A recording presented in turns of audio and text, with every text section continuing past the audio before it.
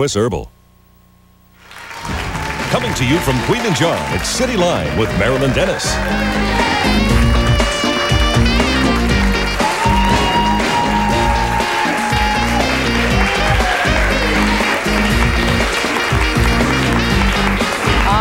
Welcome to the show. It's our Looking Good special. We got 3 experts. We sure do. We've got Dr. Steve Mulholland here. Let's hear from Steve, cosmetic surgeon.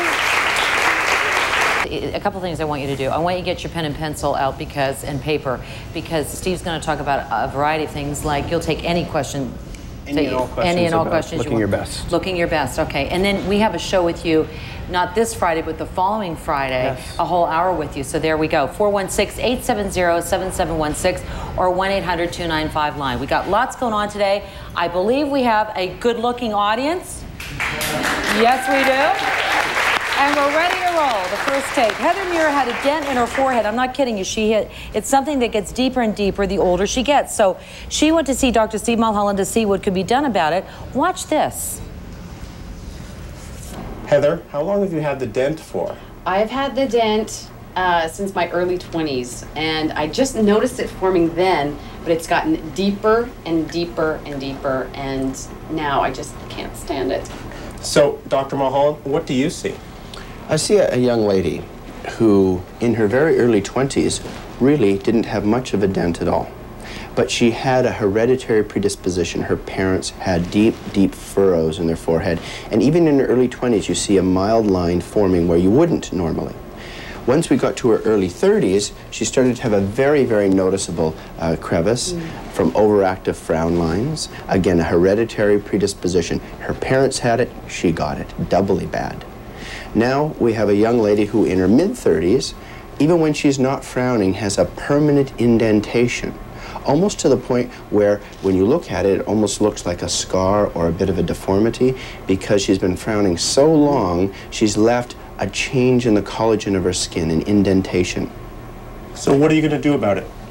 Our plan is to, first of all, put those frown muscles to sleep, to use a little bit of Botox, a little paralyzing substance injected only into the muscles of the frown, so she can't do that anymore. But even when we do that, we won't have corrected her indentation. So we're going to take substances from her own body, some fat, lay some fat in the base of that deep furrow to soften it, and then take a little bit of injectable filler, some Hyliform or some Articol, to give her as smooth a possible result. And that is what I would anticipate she should be able to see at the end of our procedure.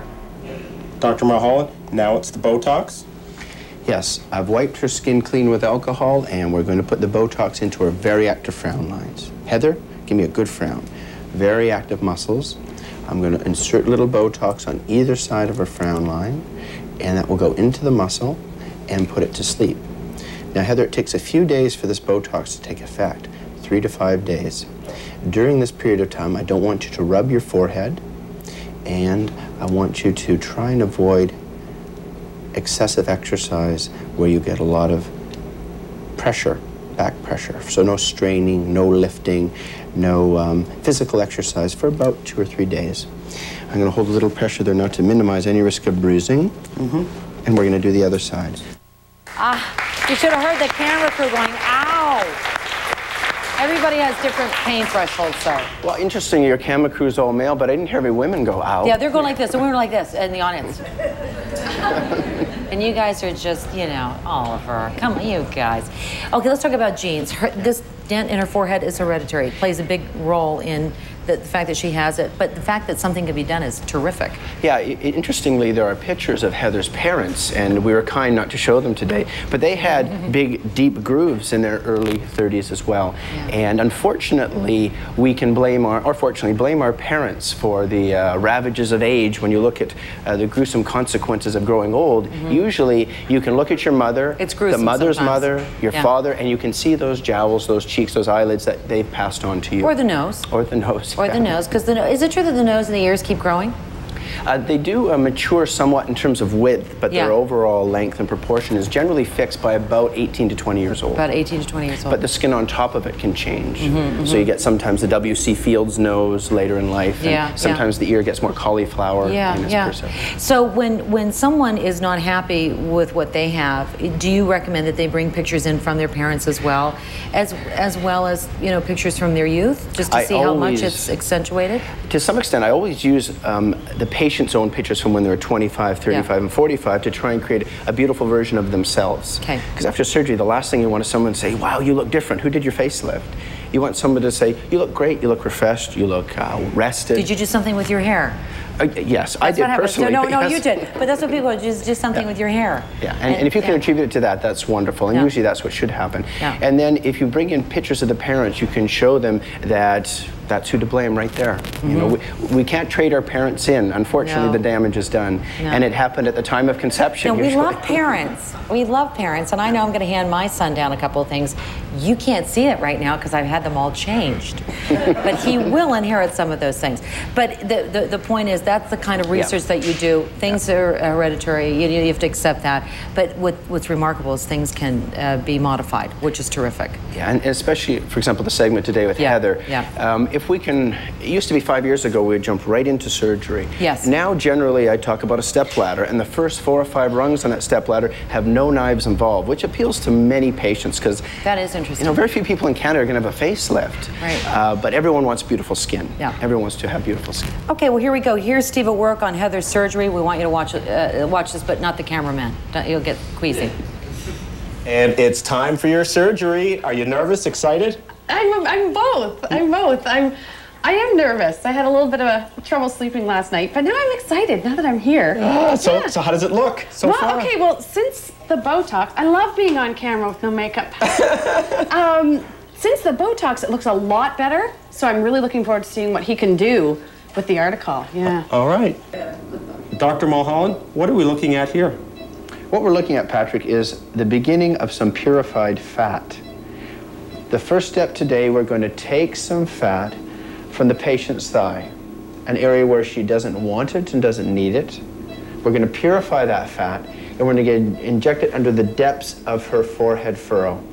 We're going to add a little bit of articol to give her a nice, smooth appearance.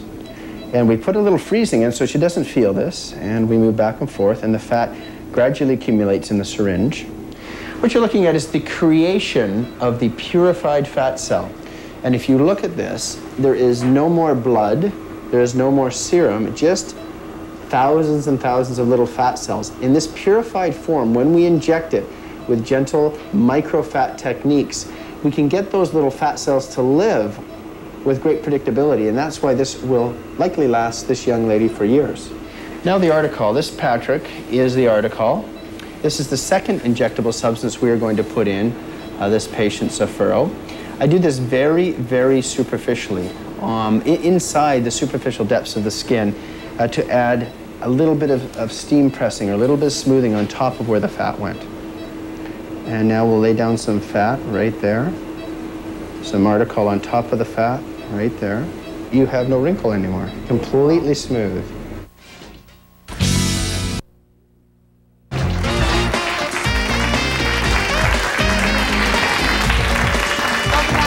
It's a Looking Good special. Dr. Steve Mulholland is right here, and now it's time to see the result. Here's how Heather looks after it's all done. So where are we now, Dr. Mulholland? Well, as you can see, Patrick, Heather's had a wonderful result. She's completed her microfat, her articol, and the photofacials. And as you can see, she's had an astounding, well over 90% improvement in her rather deep frown line. So what does she need to do to maintain this? What I'd recommend at this point is about 3 times a year, every 4 months, Heather would come in for some Botox. The Botox would put to sleep that tendency to want to crunch the skin, and that should preserve this nice, smooth result she's got. Perhaps some good medical skincare products and some photofacials to continue to enhance and improve upon this already lovely skin that she's displaying. And as you can see, she's cut her hair, and she's for the first time showed off her forehead rather than hid it. What do you think? I love it. I love it. It's the best thing I've ever done for myself. I feel so good when I look in the mirror. It's a massive, massive difference. Okay. We're gonna put Heather's phone number up, so if you're not doing anything Saturday night. How do you feel? I feel great. I feel great. I used to, whenever I looked in the mirror, it was the first thing I would focus on, is my dent. And whenever I got pictures back, I would just look at my dent. Yeah. And now I feel great. See, the funny thing is, you and I worked on the foster parent special together a couple of years ago for Foster Parents Canada, and I'd never really talked to Heather that much before. And happy, but with that, you had like this furrowed brow kind of. It's true, and what people are saying to me now is, you just look more relaxed. Are you, what are you doing? You look stress-free, you're more relaxed. Yeah, and that was his point, right? That you don't know what it is. Exactly, right. Well, so did you like the fact that when you first started, you said, I can't work out for a couple of days? That kind of gives you an excuse not to work out. Yeah, I got to rest. I can't work out for a couple of days. I'm just going to have to recline. That's right. That's right. Well, listen, I think you look fantastic. Thank you. Thank you. It suits your personality. Okay, so I want to talk a little bit about maintenance, and one of the words, and we're going to talk about it a week from Friday because you're on for the full hour.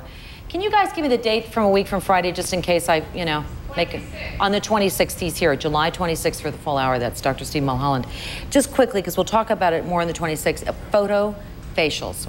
You said that was part of her maintenance. What does that mean? Photofacial is taking light, gentle pulsed light, and radio frequency waves, and passing them through the skin so that we don't create any downtime. It's easy to take some lasers and give you a lot of weeping and crusting and oozing, but the photofacial is designed to be done about every 3 weeks. You do 4 or 5 sessions, and you really can turn back the clock on your. So what is it? It just takes repairs any of inconsistencies in the skin. It repairs broken capillaries, veins, age spots, sunspots, pores, and we do it for the whole face or the décolletage of the chest or the hands, and it really just turns back the time on your skin. And it's one of those first 3 or 4 stepladder rungs that you can grab onto while trying to look your best without jumping into an operative experience. And how often would you have a photofacial? Because you're glowing, Heather.